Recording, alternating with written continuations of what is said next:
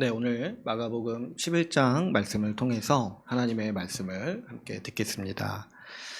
오늘 우리 예배를 교회 5주년을 맞이해서 이 기념 예배, 감사 예배로 드리게 되는데요. 하나님께 감사하고 우리가 이 좋은 날들을 말씀을 통해서 함께 기억하고 누리는 시간 되기를 원합니다. 오늘 같이 나누고 싶은 말씀은 이 마가복음 11장 말씀인데요. 특별히 오늘 말씀은 예수님께서 예루살렘으로 입성하시는, 들어가시는 장면을 우리에게 전해주고 있습니다.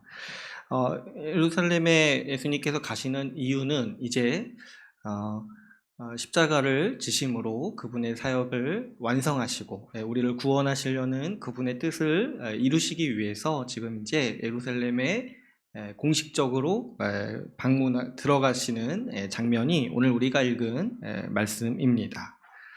그런데 이제 예수님은 이때 이제 평소와 다르게 평범하게 예루살렘에 들어가지 않으시고 평소와 다른 모습으로 예루살렘에 들어가기를 원하셨어요.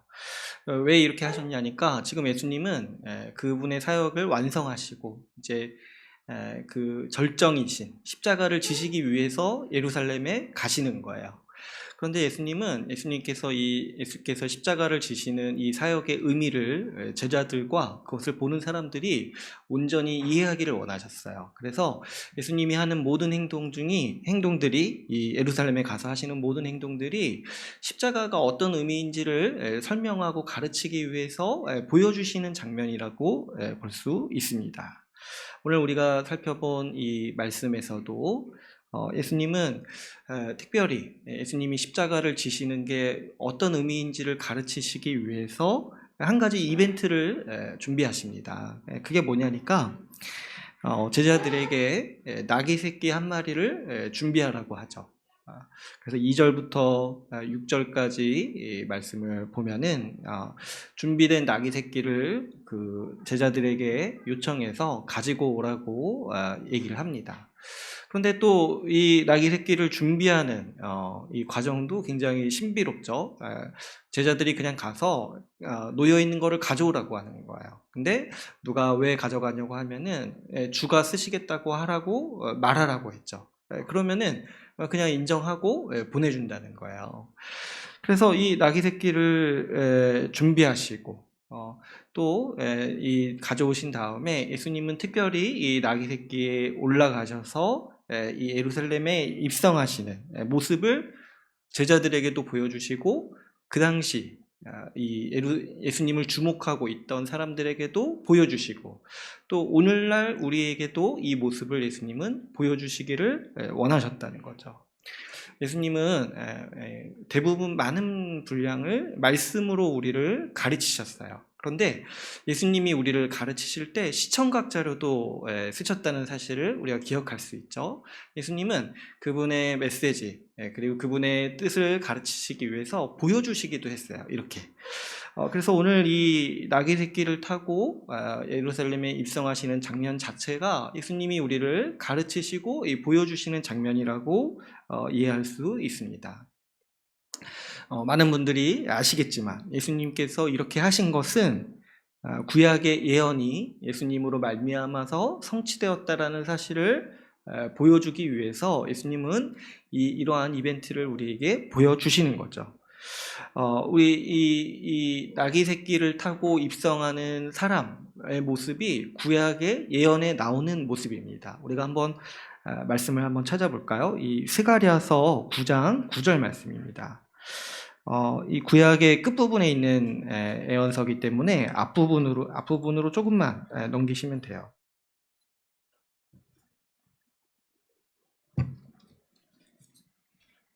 네. 제 성경책으로는 1320페이지에 있는데요. 스가랴서 9장 9절 말씀을 같이 함께 읽어보겠습니다. 같이 읽어볼게요. 시작.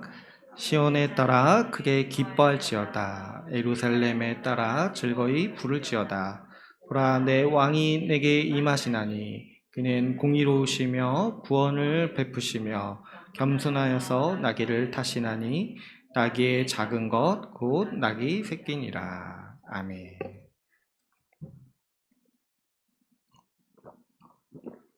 네, 예수님께서 오늘 이 본문에서 나귀 새끼를 타고 예루살렘에 들어가시는 이 장면은 이 스가랴서 말씀이 예수님으로 말미암아 성취되었다라는 것을 보여주는 주님의 가르침입니다.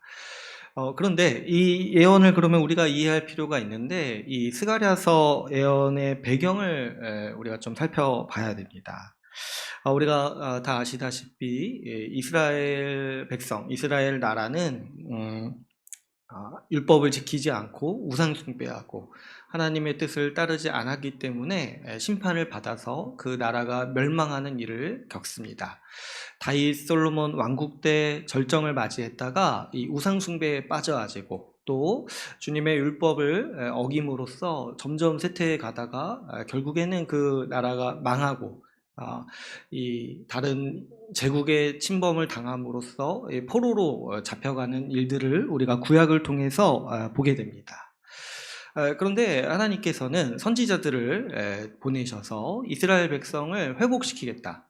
다시 말하면 이스라엘이라는 국가, 그 나라를 회복시키겠다는 약속을 이 선지자들을 통해서 구약 예언서를 통해서 말씀하시는 거죠.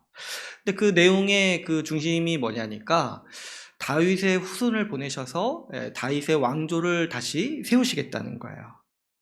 그래서 이 다윗의 왕조를 다시 세움으로써 이스라엘 국가를 회복하시겠다. 지금 나라가 망하고 없어졌는데 다윗의 후손을 통해서 그 나라를 회복하겠다라는 약속을 주시는 거예요. 여러분, 이제 우리가 고대 사회를 생각해 보면 이 하나의 왕조는 그 국가 그 자체를 의미한다고 볼 수가 있어요. 그러니까 우리도 이 씨가 조선 왕가잖아요. 근데 그 왕조가 끊기면 어떻게 되는 거예요?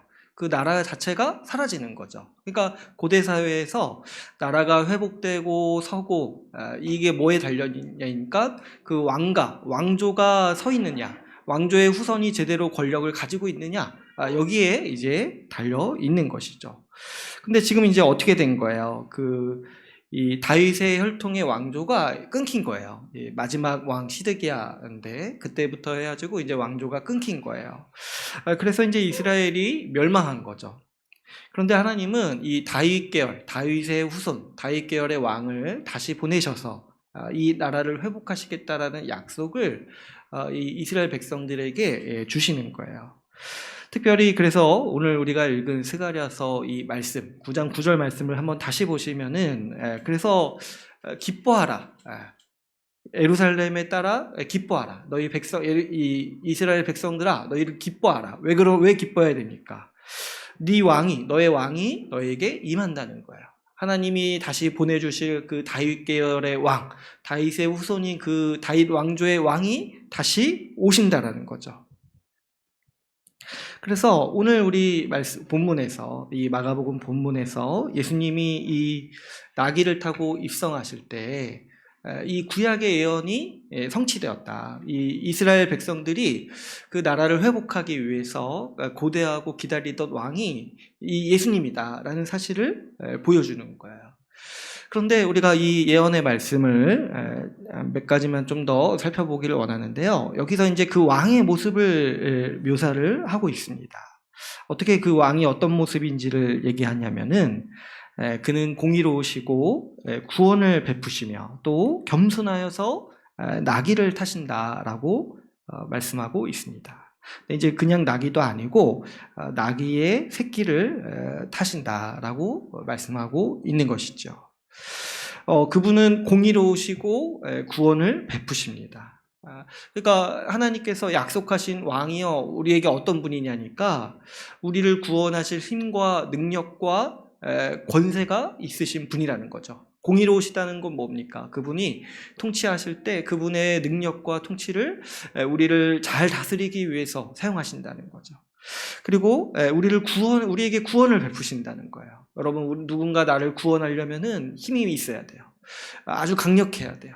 나의 어려운 처지를 도와주고 나를 공경에서 건져내려면은 능력이 있어야 하는 것이죠.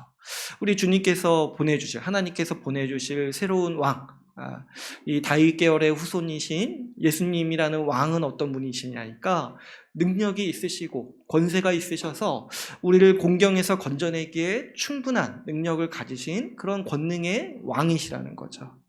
그렇죠. 지금 이스라엘 백성이 지금 나라를 잃고 이방 민족의 지배를 받고 있고 제국의 침략을 받아서 지금 포로살이 속국으로서 살고 있는데 그냥 이렇게 좀 힘없는 왕이 온 게 별로 의미가 없는 거예요. 좀 힘센 왕이 와가지고 이 제국을 무찌를 수 있을 정도로 힘센 왕이 와야 돼요. 이 당시 제국은 진짜 우리가 상상하지도 못할 힘을 가진 제국들이었죠. 이 구약에서는 이제 바벨론과 같은 제국이 있었고 이제 지금 이 신약 시대에는 로마 제국이 있었어요. 그러니까 로마 제국을 무찔 수 있을 정도로, 그래서 우리를 구원할 수 있을 정도로의 강력한 힘과 권세를 가진 왕이 오셔야 된다는 거예요. 마치 어떻습니까? 구약에서 이스라엘 백성들을 하나님께서 애굽 땅에서 구원하실 때 그 대단한 권세와 능력을 보여주셨잖아요. 이 애굽을 심판하시고 10가지 재앙으로 심판하시면서 하늘의 초월적인 권세로서 그 강대국인 애굽을 망하게 하시면서 이스라엘 백성을 구원하셨잖아요. 지금 하나님께서 새로 이스라엘을 회복하시기 위해서 보내실 왕도 그만한 충분한 능력이 있으시다. 그 제국을 무찌르시고 제국의 권세를 모두 이기실 그 전쟁에 능하신 그 왕이시다라고 이 예언은 말씀하고 있는 것입니다. 그런데 한 가지 우리가 또 살펴볼 것은 이 왕에 대해서 묘사할 때 겸손하시다라고 얘기를 한다는 거예요. 어느 정도로 겸손하시냐니까 나귀의 새끼를 타고 오신다는 거야. 그래서 한번 우리가 생각해 보시면 우리가 전쟁에서 승리한 왕, 그 제국을 무찌르는 왕이라고 한다라면은 어떤 이미지가 생각나십니까? 아마도 나귀는 타지 않을 거예요. 그죠? 우리의 상상 속에서. 아마도 말을 타시고 좀 더 생각을 해보시면 백마를 타시고 아주 힘 있는 모습으로 이 성문에 개선하는 모습을 우리가 쉽게 상상해 볼 수 있죠. 그것이 우리가 생각하는 강력한 왕, 전쟁에서 승리하시는 왕의 모습이라는 거예요. 그런데 주님이 보내시는 이 예수님, 우리의 왕이 되시는 예수님의 모습이 어떠하냐니까 그분이 권세가 있으시고 만물을 다스리시는 왕인 것은 맞아요. 그런데 겸손하시다라고 얘기를 한다는 거죠. 그래서 이 묘사를 보면은 전통적인 왕의 묘사와는 다릅니다. 보통 이제 왕을 묘사할 때 힘있고 영광스럽고 멋있고 찬란하고 정말 말도 백마와 같이 타고 그 금장식을 두른 말을 타고 오시는 왕으로서 묘사를 하죠. 그런데 우리 주님을 얘기할 때, 우리의 왕 되신 주님을 얘기할 때 그분이 어떤 왕이시냐 하니까 나귀 새끼를 타시는 겸손한 왕이라고 우리에게 묘사하고 있습니다. 그러니까 그분이 어떤 왕이신지를 우리에게 보여주시는 거예요. 새로 우리에게 오시는 왕은 힘과 권세로 우리에게 구원을 베푸시는 왕이 아니라는 것이죠. 그분은 겸손하셔서 우리에게 낮은 자세로 우리를 섬김으로써 우리에게 구원을 베푸시는 그런 능력의 왕이시라는 모습을 우리에게 가르쳐주고 있습니다. 예수님께서 이렇게 나귀의 새끼를 타고 예루살렘에 입성하시는 것은 십자가가 어떤 의미인지를 우리에게 가르쳐주기 위해서라고 했습니다. 여러분, 우리가 아시다시피 예수님은 십자가에서 우리의 죄를 대신해서 죽으셨습니다. 십자가를 얘기할 때 우리는 우리 주님의 겸손에 대해서 얘기하지 않을 수가 없습니다. 우리 예수님께서는 그분이 하나님과 동등된 영광을 가지신 분임에도 불구하고 성부이신 하나님 아버지의 모든 말씀에 순종하였습니다. 우리 빌립보서 말씀에서는 죽기까지 순종하셨다라고 말씀하고 있습니다. 왕의 권세를 가지시고 하나님과 동등된 분이신데도 불구하고 하나님의 말씀, 하나님 성부 하나님의 모든 말씀과 뜻에 순종하여서 십자가에 죽기까지 순종하신 것이 우리 주 예수 그리스도의 십자가입니다. 그래서 그 예수님의 모습을 보고 우리가 우리의 왕이 겸손하시다. 우리의 주님이 겸손하신 왕이다라고 얘기를 하는 것이죠. 또한 우리 왕이신 예수님은요, 우리를 통치하시지만 우리를 억압하고 우리를 짓누르거나 우리에게 명령하시거나 우리를 억압함으로써 우리를 압제하시는 분이 아니라는 거예요. 우리 주님께서 십자가에서 죽으신 목적은 십자가에서 우리 죄를 대신해서 죽으심으로 우리를 구원하시기 위해서인 거죠. 그래서 성경 다른 곳에서는 이렇게 하신 주님의 모습을 가리켜서 주님이 우리를 섬기셨다라고 표현합니다. 우리 요한복음 말씀에서 예수님이 십자가에 죽기 전날 밤에 이 제자들의 발을 씻기십니다. 이것도 뭐냐니까 예수님이 십자가에서 죽으시는 것이 너희를 섬기기 위해서라는 것을 보여주시는 거죠. 예수님이요, 왕이신데 전혀 이 세상에서 없던 새로운 왕이세요. 보통 왕은 위에서 압제하고 짓누르고 억압하는 것이 그 권력의 속성인데, 우리 새로운 왕이신 예수님께서는 어떤 통치를 우리에게 보여주시냐니까 우리에게 오셔서 우리를 대신해 죽으심으로 우리를 섬기시는 왕의 모습을 우리에게 보여주시는 거죠. 그래서 우리는 이 예언이 성취되는 이 말씀을 통해서 두 가지를 알 수가 있습니다. 우리 예수님은 왕으로 오셨어요. 그런데 어떤 왕이시냐니까 동시에 이 겸손한 모습으로 우리에게 구원을 베푸시는 왕의 모습으로 오셨습니다. 사실 이 두 가지 이미지는 우리의 상식과 우리의 이해로는 잘 조화가 안 되는 모습이에요. 그래서 예수님은 이것을 가르치기 위해서 우리에게 시각적으로도 보여주시는 거예요. 예수님이 어떤 왕이신지. 이것에 대해서 정확한 이해가 필요하기 때문에 이 모습을 우리에게 보여주심으로써 우리가 이 두 가지 이미지를 동시에 가지고 예수님을 이해할 수 있도록 우리를 가르쳐 주시는 거죠. 예수님은 우리의 상식을 초월하시는 왕이세요.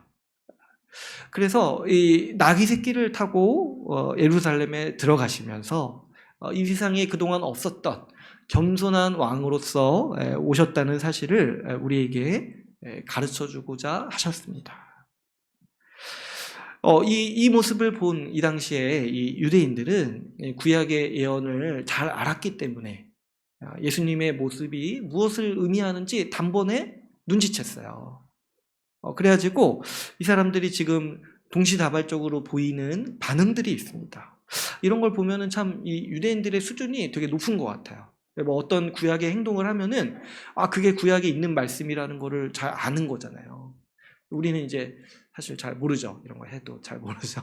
뭐 하시는 거지? 이런 생각을 하겠죠. 그런데 이 당시 이제 유대인들이 어렸을 때부터 구약을 익숙하게 알고 우리 가정교육 얘기했잖아요. 앉으나 서나 부모한테 듣고 배워서 알아가지고 예수님이 이런 행동을 하면은 이거 구약의 그 예언의 말씀이네 하는 것을 딱 단번에 알았던 거예요. 그래가지고 8절을 보시면은 어떤 행동을 합니까?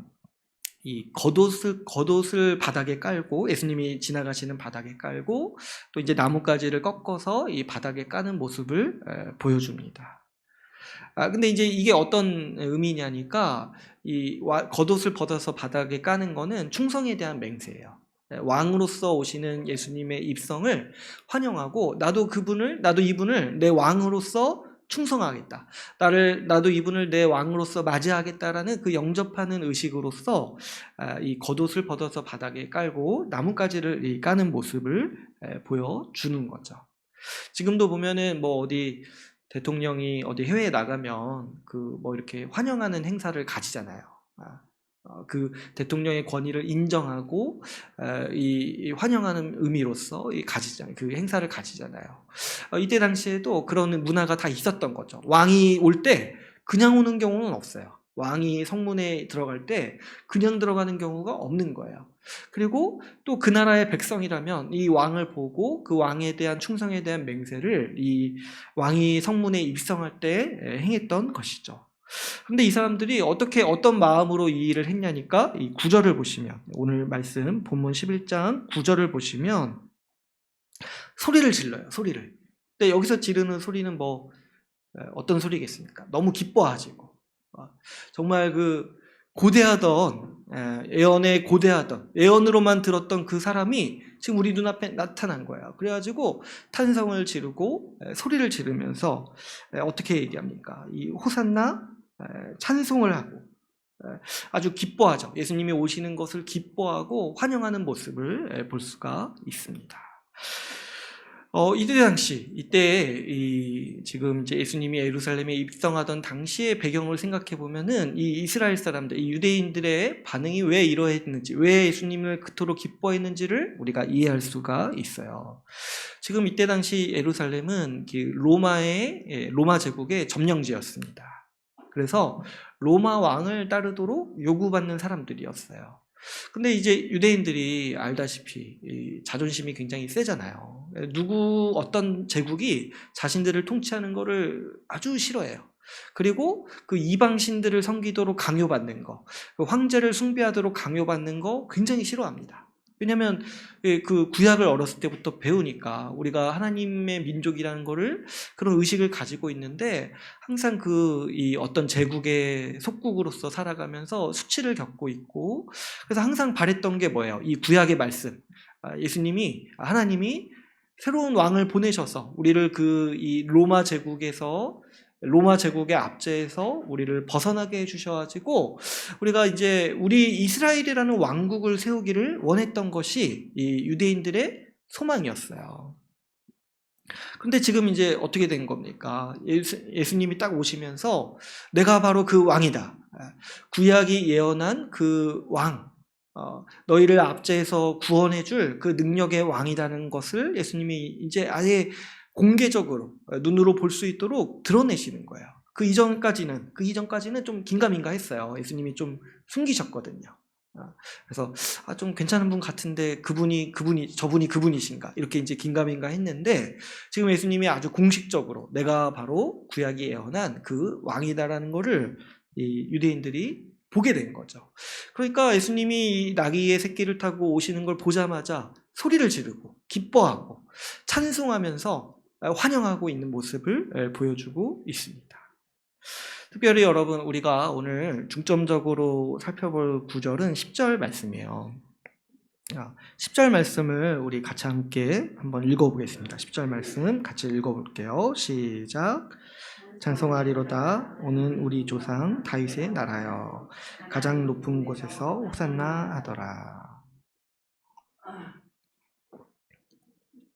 네, 지금까지 이제 제가 배경 말씀을 드렸는데 이 배경을 이해하시면은 지금 10절에서 이 사람들이 얘기하는 그 구호가 왜 이렇게 말하는지를 우리가 쉽게 이해할 수 있어요.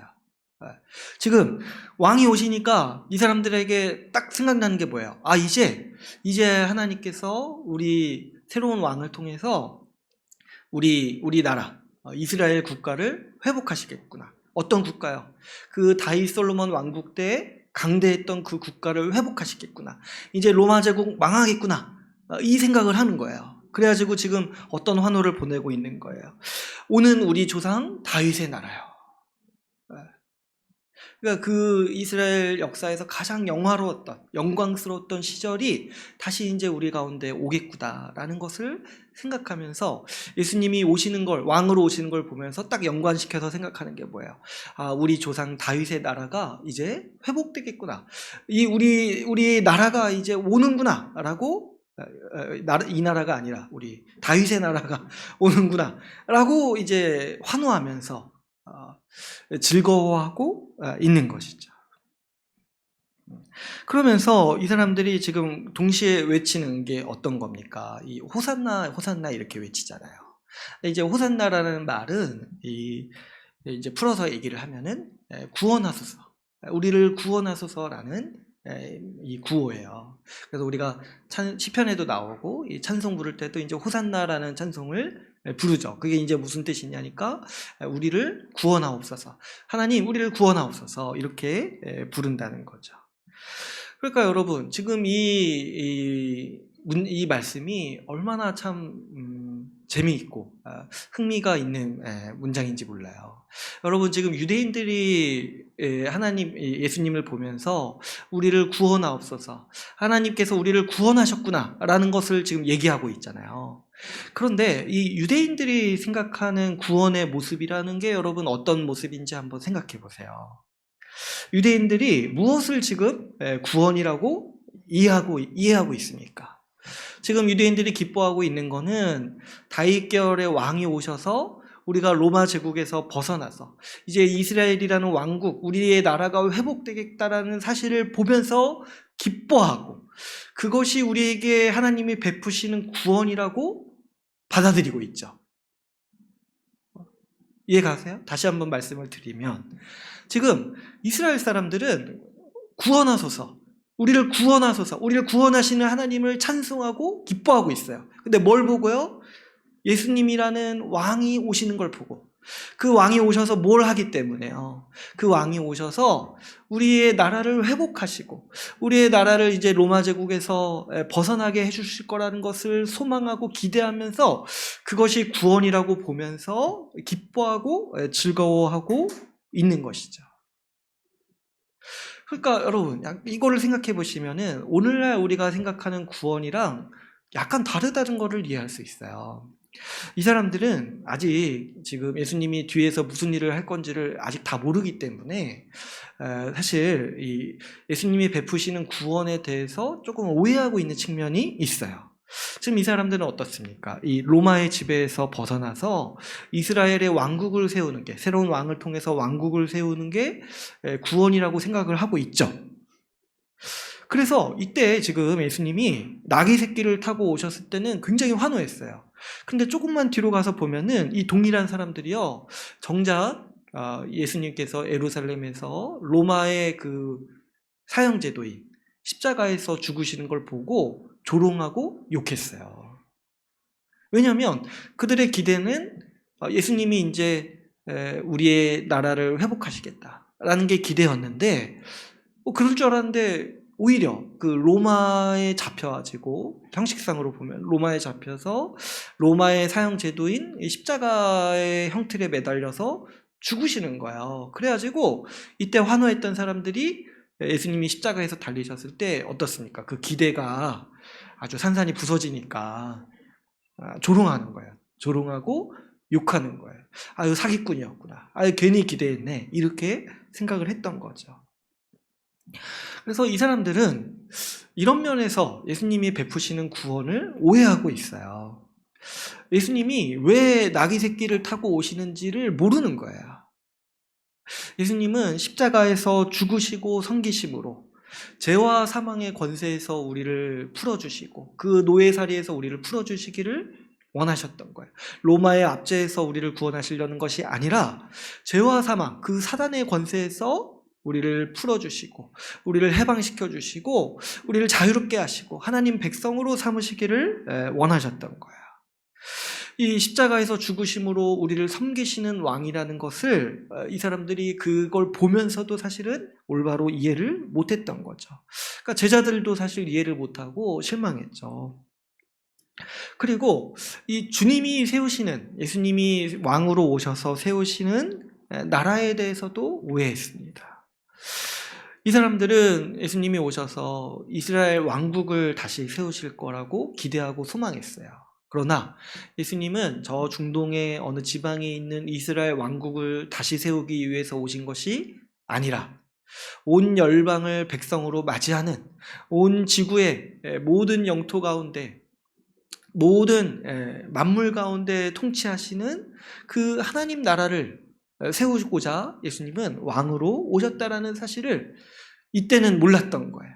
나중에 이제 사도들이 온전히 깨닫고 가르치면서 이제 교회가 그 사실을 이해하게 된 것이죠. 그런데 이 사람들이요, 오늘 좀 같이 나누고 싶은 건 뭐냐면, 이 사람들이 우리보다 구원에 대해서 잘 이해하고 있는 측면이 있습니다. 그게 뭐냐니까, 예수님이 우리의 왕으로 오셨다라는 거는 우리보다 훨씬 잘 이해하고 있어요. 그래서 왕을 맞이하는 대우를 지금 이 사람들이 하고 있잖아요. 자기의 겉옷을 벗고 나뭇가지를 깔고 예수님께 충성을 맹세하고 그분이 나의 왕이시라는 것을 그들 스스로도 영접하고 있죠. 그래서 이런 걸 보면은 오늘날 우리보다 예수님이 어떤 분이신지 이 부분에 있어서는 더 잘 알고 있다 생각을 합니다. 또 한 가지, 이 사람들이 우리보다 구원에 대해서 더 잘 알고 있는 게 뭐냐니까 구원이 어떤 모습인지를 알았어요. 이 사람들은 예수님이 오시면은 지금 뭘 직감한 거예요? 나라가 바뀐다라는 걸 직감한 거예요. 지금 내가 살고 있는 환경이 완전히 바뀐다라는 거를 이해하고 있는 거예요. 이제 예수님이 오셨기 때문에, 새로운 왕이 오셨기 때문에 뭐를 이해하고 있는 거예요? 이제 이전과 다른, 완전히 다른 새로운 세상이 지금 우리 앞에 펼쳐질 것이다. 이 기대와 소망을 가지고 있다는 면에서 오늘날 우리의 이 구원 이해보다는 훨씬 더 나은 이해를 가지고 있습니다. 왜 그렇습니까? 왜 이런 면이 우리보다 나은 모습이다라고 제가 말씀을 드리냐니까, 우리는 보통 이제 복음에 대해서 너무 피상적으로 이해하고 있을 때 구원에 대해서 어떻게 이해하냐니까 많은 분들이 죽어서 천국에 간다고 생각을 해요. 그게 이제 구원이라고 쉽게 생각을 하는 것이죠. 물론 이제 우리 교회에서 이제 그동안 배우신 분들은 이런 생각을 아직 이제 안 하실 거라고 생각은 하지만, 근데 우리 보통 평균적으로 이렇게 보게 되면은 보통 이제 구원이라고 하면은 나는 죽어서 천국 갑니다. 난 오늘 죽어도 천국 갈 수 있습니다. 이런 식으로 이제 우리의 구원을 생각을 한다는 거예요. 근데 여러분, 한번 오늘 말씀에 아까 그 10절을 한번 보시면 이 사람들이 구원에 대해서 얘기할 때 지금 어떻게 얘기를 합니까?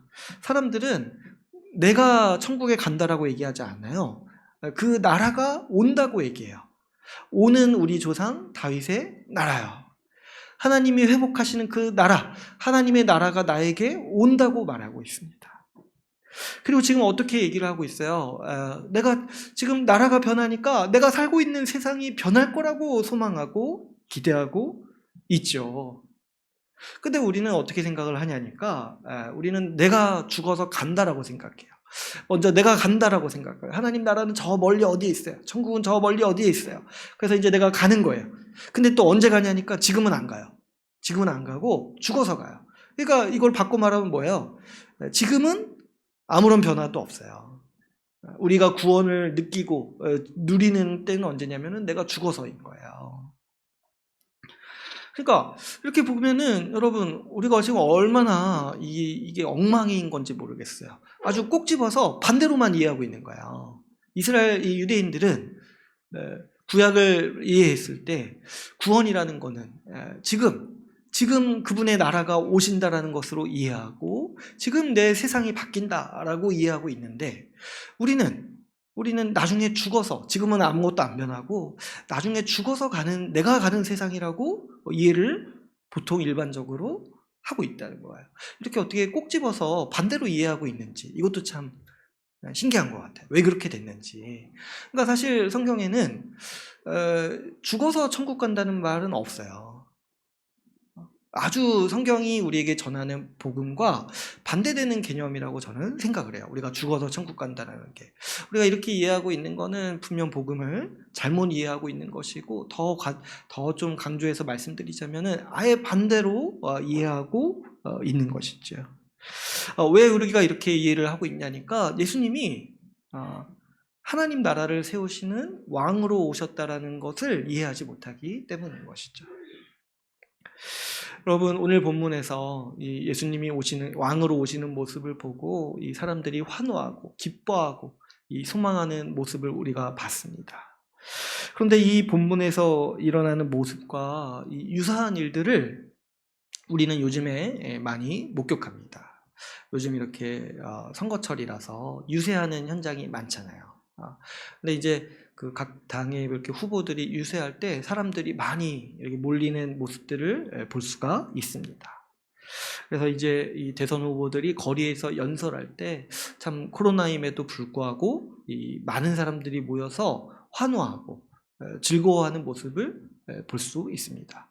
이번 주에 뭐 안산에도 왔었던데 보니까 저는 이제 영상으로만 봤는데 정말 그 열기가 사람들이 환호하고, 그리고 정말 그 환호 속에 담긴 소망, 그 열망이 있잖아요. 근데 여러분, 그 사람들이 그 지지하는 사람을 앞에 두고 그 환호하고 소망하는 열망이 뭐라고 생각하십니까? 다 그 대통령 한 명이 바뀌면은 새로운 세상이 펼쳐질 것처럼 소망하잖아요.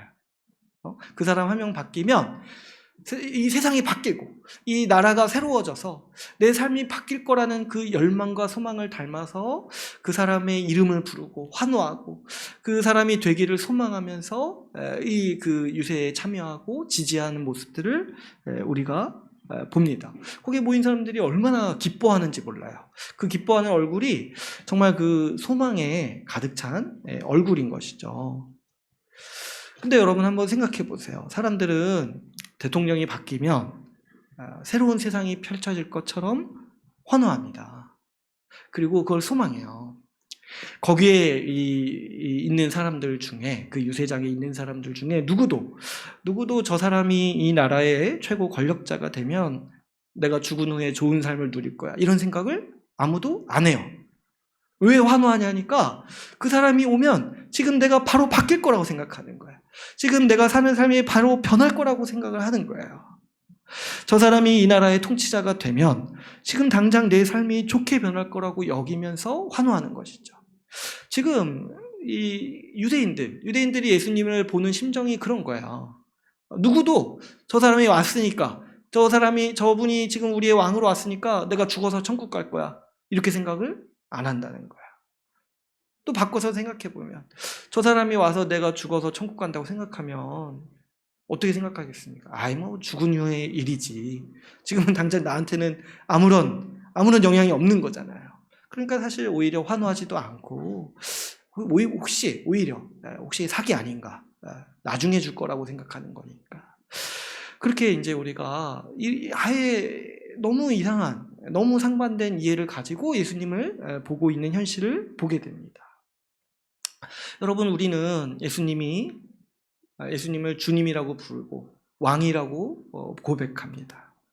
나의 왕, 나의 주님이라고 부르면서 내 삶은 변하지 않고 내 환경도 변하지 않을 것이라고 어떻게 그렇게 생각할 수 있겠습니까?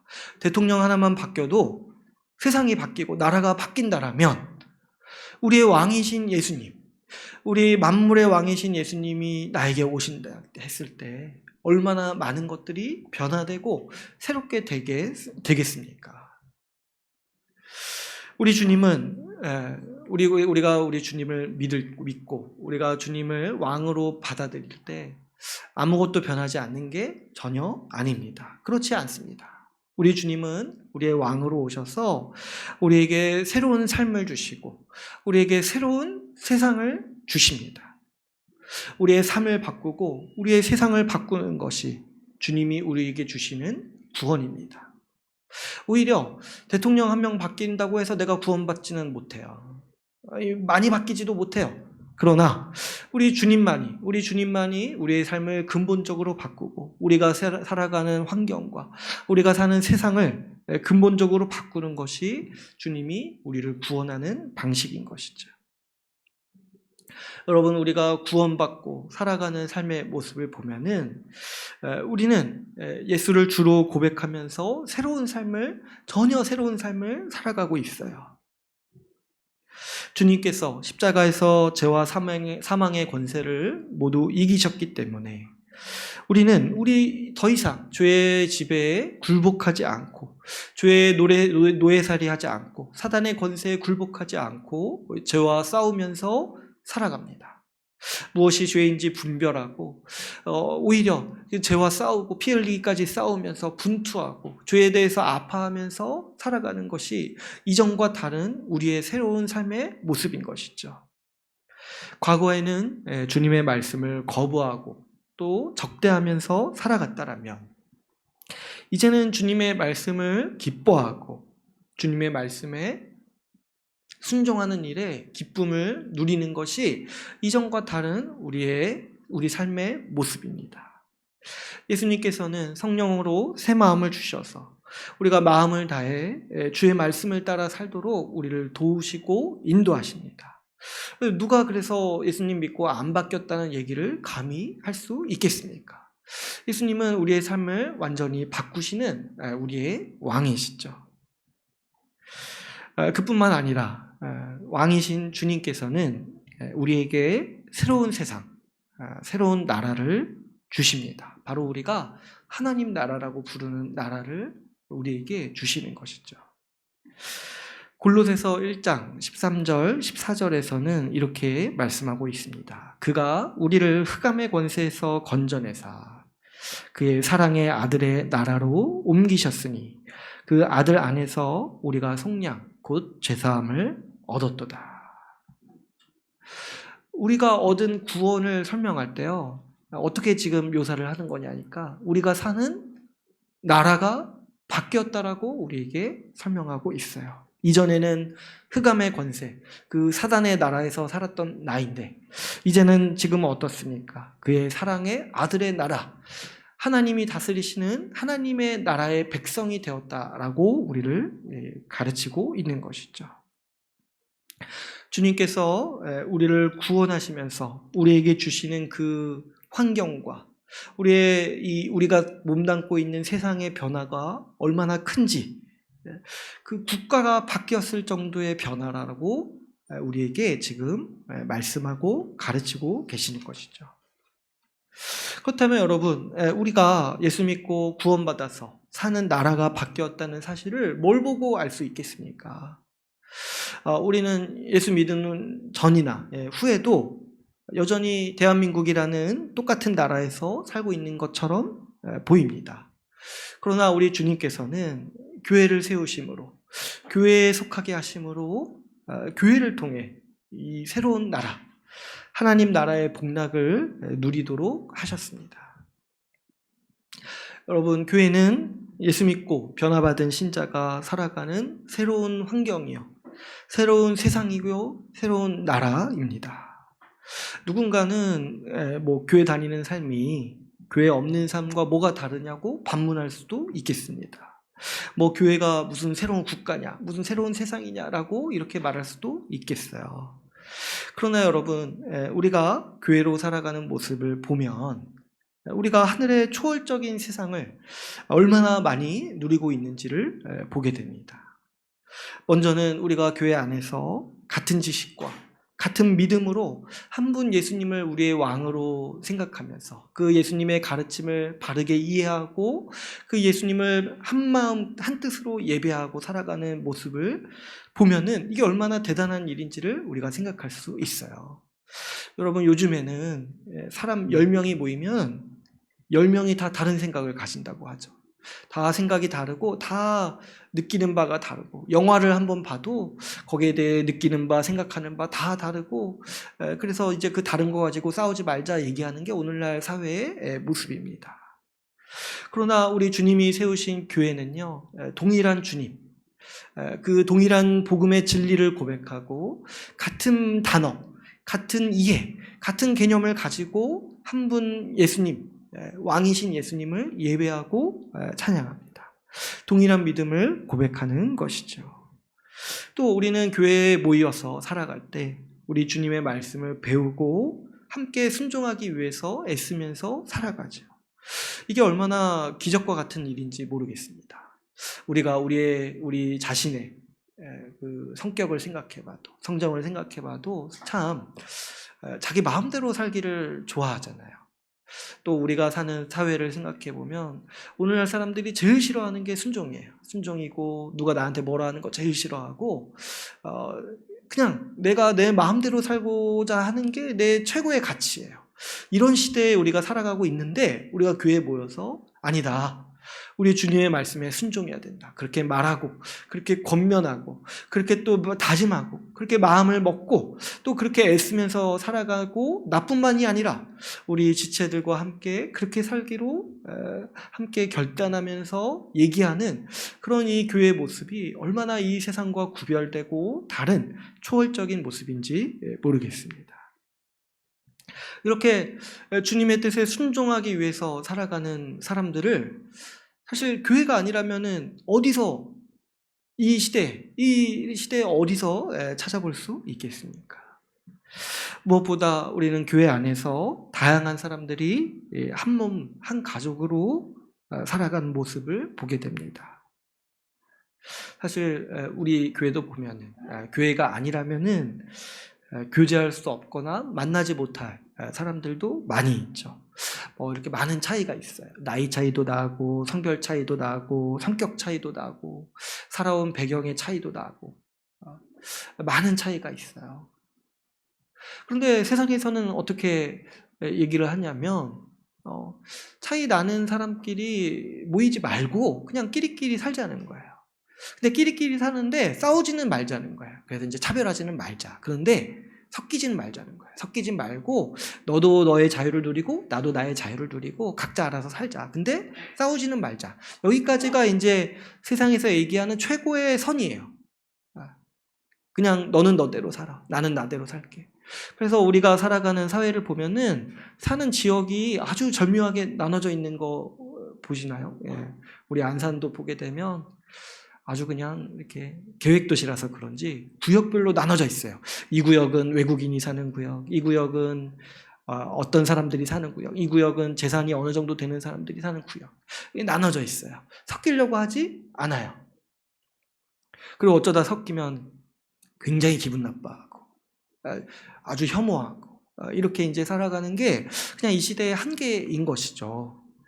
그러나 우리 교회는 어떠합니까? 우리 교회는 나이도 다르고 성별도 다르고 심지어 성격은 정말 완전히 다 달라요. 그럼에도 불구하고 우리가 우리 주님의 말씀에 순종하여서 우리 주님이 주시는 새 마음을 따라서 같이 모여서 밥을 먹고 나이가 다르고 문화가 다르고 성격이 달라도 같이 교제하고 같이 함께 이야기하고 같이 한 몸으로 살아가고 심지어는 더 나아가서 내 가족이라고 여기면서 살아가는 모습을 볼 때 이러한 모습이 바로 우리가 새로운 세상, 새로운 나라에서 살아가고 있다는 것을 아주 명징하게 보여주는 모습이라고 볼 수 있습니다. 그뿐만이 아니죠. 그냥 단순히 교제만 하는 것이 아니라 서로에 대해서 헌신합니다. 서로에게 시간을 내어주고 서로에게 내 재산을 내어주고 돈을 내어줌으로써 그 사람을 사랑하고 나와 전혀 다른 그 사람을 섬기고 사랑하는 모습을 볼 때 우리가 이렇게 말할 수 있지 않겠습니까? 우리는 완전히 다른 세상에 완전히 다른 나라에 이미 우리가 살고 있다라고 말할 수 있겠죠. 교회가 아니라면 이렇게 다양한 사람과 서로 나누고 교제할 수 있는 환경이 어디에 있겠습니까? 우리는 완전히 새로운 세상에서 살고 있습니다. 그러므로 우리는 예수 믿고 새로운 사람이 되었을 뿐만 아니라 주님이 다스리시는 새로운 세상에서 살아간다는 것을 분명히 알 수 있습니다. 우리가 우리 주의 나라 교회의 5주년을 맞아서 되돌아보면은 정말 많은 일들이 있었죠. 그런데 참 주님의 말씀이 교회에 대해서 말한 바가 하나하나씩 우리가 실현되고 우리가 눈앞에서 보게 되고 이런 모습들을 볼 때 정말 이 말씀이 맞구나. 하나님은 이 교회를 통해서 우리가 새로운 세상, 하나님 나라를 누리길 원하셨다는 사실을 매년, 매해가 지날 때마다 더 보게 되는 것 같아요. 참 많이 미숙하고 또 아직도 많이 부족한 면들이 있지만은 그럼에도 불구하고 우리가 주님의 말씀에 순종해서 교회로 살아갈 때 주님이 보여주시는 그 새로운 세계의 모습이 얼마나 저에게도 기쁘고 경이로운지 모르겠어요. 저도 이제 가만가만 생각해보면 내가 진짜 완전히 다른 세계를 살고 있는 것 같아요. 5년 전이나 지금이 비교해보면 많이 바뀌었어요. 많이 바뀌었고 정말 완전히 다른 가치, 다른 방향을 가지고 새로운 세상에서 살고 있는 것이 아닌가 생각을 하게 됩니다. 그래서 교회를 볼 때마다 주님이 나를 구원하셨구나.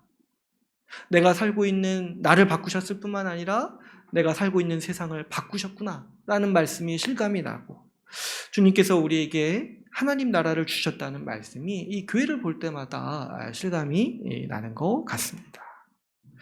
여러분, 우리가 이 교회를 생각할 때 이 마음을 가졌으면 좋겠어요. 완전히 새로운 세상을 주님께서 우리에게 주셨다는 거예요. 우리가 교회를 통해 하나님 나라로 살아가게 하신 이 은혜를 항상 기억하고 우리가 앞으로 더 교회를 일구어 나가기를 소망합니다. 주님이 새로운 세상을 우리에게 주셨다라는 이 말씀을 믿고 이전과 다른 마음으로 살도록 우리가 계속해서 애쓰기를 바랍니다. 우리가 교회를 통해 새로운 삶을 계속해서 상상해 나가야 돼요. 이전과 다른 세상이라고 계속해서 생각해 보세요. 나도 이전과 다른 사람이에요. 우리 주님은 우리의 개인의 변화를 말할 때도 너는 죽었다가 살아났다 이런 정도로 말했어요.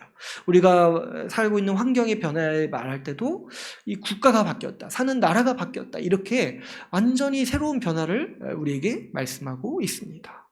그러니까 여러분 그냥 이렇게 생각해 보세요. 내가 굳이 과거와 똑같이 살 필요가 없어요. 과거에 내 성격이 하라는 대로 내 욕망이 요구하는 대로 그렇게 굳이 똑같이 살 필요가 없어요. 이제 우리는 창의적으로 새로운 세상이 왔으니까 이제 좀 새롭게 살아야지. 어떻게 주님의 말씀에 더 충성되어서 이전과 다르게 살아야지. 이런 생각을 계속하게 되고 계속해서 상상해야 돼요. 주님이 주시는 이 교회가 새로운 세상이라면 우리는 이전과 다른 일들을 분명히 할 수 있습니다. 우리는 교회를 통해 이전과 다르게 살 수 있고 세상 사람들과 다르게 살 수 있습니다.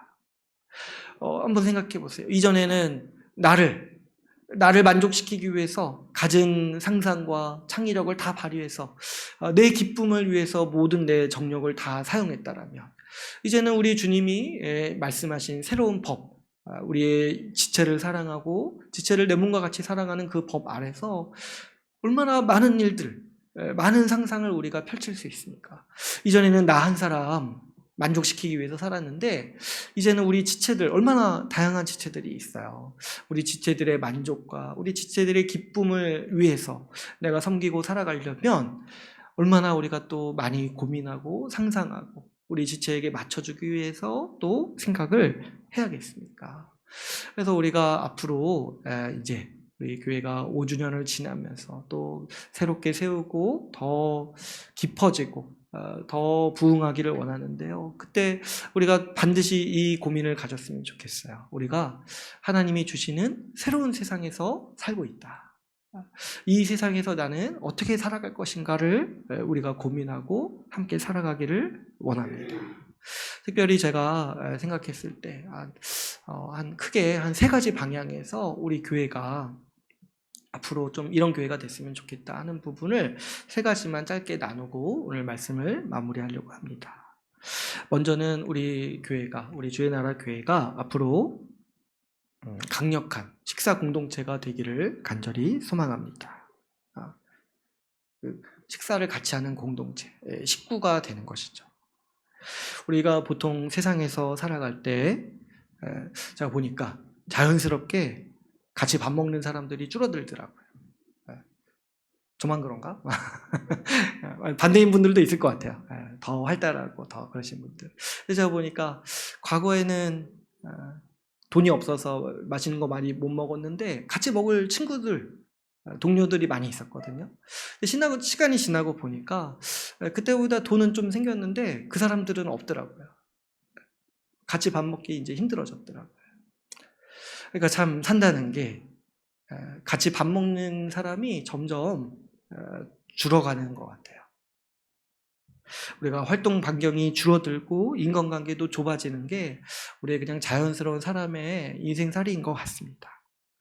그러나 우리 주님께서는 교회를 함께 같이 밥을 먹는 식구로 우리에게 주셨어요. 가족으로 우리에게 주신 것이죠. 식구라는 말이 저는 참 좋더라고요. 같이 밥 먹는 가족이라는 얘기잖아요. 그래서 우리가 더 자주 같이 밥 먹고 교제하는 공동체가 되기를 간절히 바랍니다. 예수님께서는 이 땅에 오셨을 때 잔치를 많이 여셨고 그분을 영접하는 사람들과 식사를 함께 항상 가지셨어요. 그런데 예수님께서 왜 잔치를 많이 벌이시고 식사를 같이 하셨냐면은 예수님은 예수님이 이 땅에 오셨잖아요. 그럼 뭐예요? 새로운 나라가 시작되었다는 것을 예수님은 알리시기를 원하셨던 거예요. 그래서 이 땅에 오셨을 때 잔치를 여셨어요. 이게 뭐냐니까 천국 잔치인 거예요. 기뻐하고 식사를 같이 나눔으로써 그 새로운 세상이 시작되었음을 기뻐하고 기념하고 그것을 누리는 시간을 예수님을 영접했던 사람들과 같이 맞이하셨던 거죠. 여러분 복음서를 나중에 한번 살펴보시면 예수님이 밥 먹은 얘기가 굉장히 많이 나와요. 밥 먹은 얘기. 같이 뭐만 이렇게 예수님이 맞이하시면 오늘 너희 집에 가서 먹겠다 이렇게 말씀하시는 거예요. 그게 기쁘기 때문에 그런 거예요. 새로운 세상이 시작되었다. 이제 하나님 나라 천국이 우리 가운데 임했다라는 것을 예수님은 보여주시기를 원하셨던 거죠. 그래서 예수님은 보면은 굶는 거 싫어하세요. 얼마나 싫어하시냐니까 그 오병이어 기적을 베푸시면서까지 어떻게든 먹이시는 거예요.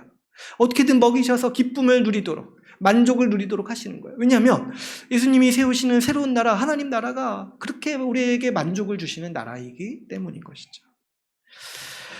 그렇기 때문에 오늘날에도 우리 지체들과 함께하는 모든 식사가 다 동일한 의미를 갖습니다.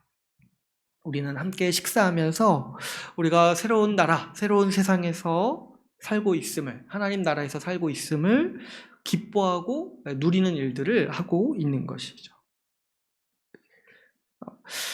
요즘에 이제 코로나 때문에 같이 식사하는 게 많이 위축됐지만 이제 앞으로 우리가 서서히 일상을 회복해 나가면서 우리가 같이 식사하는 문화를 다 같이 또 같이 함께 회복해 나가기를 원합니다.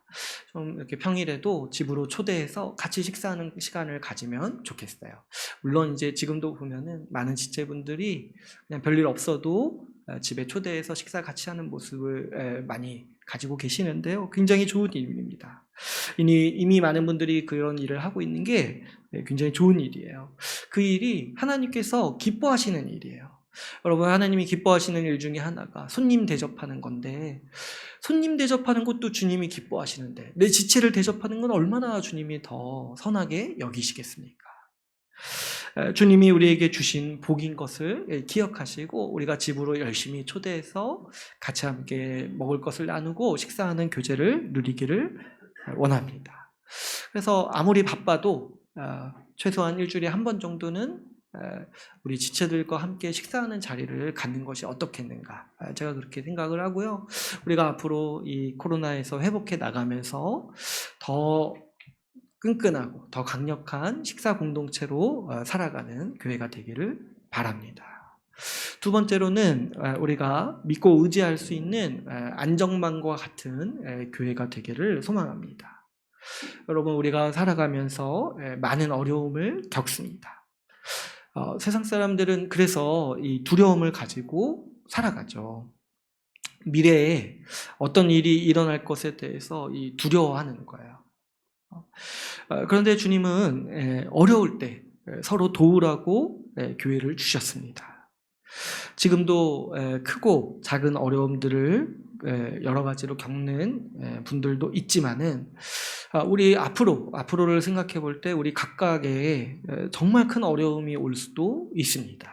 뭐 이렇게 큰 질병에 걸린다든지, 그래서 노동력을 상실해서 경제적으로 어려워진다든지 하는 많은 어려움들을 우리가 예상할 수 있습니다. 물론 지금은 다 일도 하고 계시고 좋은 직장도 가지고 계시고 이렇게 우리가 평안하게 살아가고 있지만 언제든지 위험은 우리 가운데 있을 수 있습니다. 그런데 그때 우리가 이제 혼자 이겨내라고 우리가 이렇게 있는 것이 아니라 주님이 우리를 다스리시고 통치하시는 것이 그때 도우라고 우리를 교회로 만나서 살아가도록 하셨다라는 의미를 기억할 필요가 있겠습니다.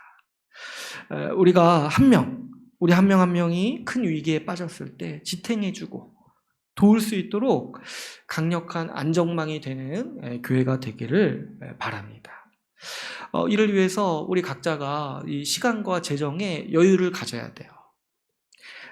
세상 사람들은 자기를 위해서 모든 시간을 사용합니다. 자기를 위해서 모든 재정을 다 사용하고 더 욕심 많은 사람들은 남의 것까지 자기를 위해서 사용합니다. 그러나 우리가 신자로서 살아가고 교회로서 살아가는 원리는 우리는 필요한 만큼만 쓰는 거예요. 나를 위해서 쓰는 시간, 나를 위해서 쓰는 재정, 필요한 만큼만 쓰고 우리는 지체를 위해 사용할 시간과 재정을 정해놓고 그것을 구별해 놔야 돼요. 그래서 우리는 시간도 계획해야 되고 재정도 계획해야 돼요. 제가 이제 몇 번 말씀드린 적 있지만 이런 거 계획하지 않으면은 우리는 너무 쉽게 자기를 위해 모든 자원을 다 낭비해 버려요. 그래서 우리가 반드시 시간도 계획하고 우리의 재정도 계획해서 우리 삶의 여유를 남겨둬야 되는 거죠. 이 시간만큼은 내가 지체를 위해서 사용해야겠다. 이 재정만큼은 내가 미래에 있을지도 모르고 또 지금 어려움을 겪는 지체를 위해서 내가 어떻게든 사용해야겠다. 이렇게 우리 각자, 우리 교회도 그런 재정을 마련해 놓고 있지만은 우리 각자도 우리 시간과 재정을 지체를 위해서 사용할 수 있을 정도로 여유를 두고 준비할 필요가 있습니다. 우리가 열심히 일하는 태도는 굉장히 좋은 것이지만 이 지체와 교제할 시간이 없이 지체를 도울 시간이 없이 과도하게 일에 열중하는 것은 사실 신자의 자세가 아니라고 할 수 있습니다. 우리가 열심히 일하되 지체와 교제하고 섬길 수 있는 시간을 구분해 놓으셔야 돼요. 주께서 주신 재정을 복되게 사용하되 지체를 섬길 수 있는 이 재정의 여유를 우리는 구분해 놓으셔야 마땅합니다. 마지막으로 세 번째로 우리가 아이를 함께 키우는 교회가 되기를 바랍니다. 제가 이제 7주 동안 같이 함께 말씀을 나눴는데요. 이 아이 양육의 영역이 치열한 영적 전투의 장이다는 것을 우리가 같이 나눴어요. 그래서 한 가정이 온전히 이 일을 감당하는 일이 오늘날 굉장히 힘이 들고 어려운 상황 가운데 있습니다. 그렇기 때문에 아이를 양육할 때 말씀에 따라서 하기보다는 이 세상 문화와 유행을 쫓아 하기가 너무 쉬운 거죠. 그런데 이걸 또 그 가정 보고 알아서 극복하라고 하는 거는 사실 불가능해요. 우리 교회가 함께 힘써서 우리의 교회의 자원과 우리 교회의 지체들의 은사를 다 발휘해서 우리가 함께 아이를 하나님의 뜻에 합당하게 키우도록 힘써야 마땅합니다. 우리 교회가 함께 힘써서 이 일을 해나가기를 원합니다. 저도 이제 말해놓고 보니까 참 어떻게 해야 될까 이제 앞으로도 고민이 되는데 그런데 이제 저 혼자 하는 것도 아니고 우리 여러분 모두가 같이 참여해서 자신의 은사를 발휘하고 자신의 창의력과 지혜와 자원을 다 발휘해서 우리가 앞으로 아이들을 힘있게 길러내고 또 지혜롭게 양육할 수 있도록 우리가 최선을 다하기를 소망합니다. 그래서 우리 모든 지체분들의 많은 헌신이 여기에 필요합니다. 세상은 정말 말도 못할 자원을 여기에 다 쏟아붓고 있어요. 보면 저도 이제 친구들 얘기 들어보면은 아이 유치원 보내는데 연간 3천만 원을 쓴대요. 참. 그 돈이면 사실 더 많은 일을 할 수 있을 텐데. 근데 딴 것도 아니고 유치원 보낼 때 연 3천 쓰면은 초등학교 가면 도대체 얼마를 쓰는 거야. 그 정도로 많은 시간과 자원을 여기에 쓰고 있어요. 근데 어떤 목적을 위해서 쓰냐니까 결국에 그냥 아이 좋은 대학 가고 잘 먹고 잘 살게 하는 목적으로 그렇게 많은 시간과 재정을 사용하고 있는 모습이 안타까워요. 교회를 다니면서도 그렇게 하고 있는 게 너무 안타까워요. 주를 위해 살도록 마음과 뜻과 힘을 다해서 주를 위해 살도록 가르쳐야 되는데 마음과 뜻과 힘을 다해 직장을 가지도록 어렸을 때부터 그렇게 조기교육을 하니까 참 안타까운 것 같아요. 우리가 이런 것에 좀 휩쓸리지 말고 어차피 시간과 자원을 쓰게 될 거예요. 그런데 우리가 이걸 지혜롭게 잘 관리하고 우리가 함께 연합해서 우리 지체들의 은사와 섬김의 도움을 받아서 우리 아이들을 이 세상에서 지혜롭고 정말 탁월하게 또 고상하게 살아갈 수 있도록 우리가 이 세상의 지혜와 이 말씀의 지혜를 동시에 가르칠 수 있는 준비를 우리가 지금부터 서서히 해나가기를 소망합니다. 그래서 우리 세 가지를 오늘 함께 같이 나눴습니다. 이제 오늘 우리 말씀을 맺겠습니다. 오늘은 말씀을 통해서 하나님 나라의 왕으로 오셔서 우리에게 새로운 세상, 교회를 주신 우리 주님의 은혜를 함께 나누었습니다. 5년의 시간 동안 우리를 복되게 여기셔서 하나님 나라의 복을 베푸신 주님께 감사합니다. 앞으로 우리가 더 힘써서 교회를 지키고 경작함으로 이 교회를 통해 더 충만한 하나님 나라의 복, 새로운 세상의 복을 누리게 되기를 간절히 소망합니다. 오늘 말씀을 마치고 같이 기도하는 시간을 갖도록 하겠습니다.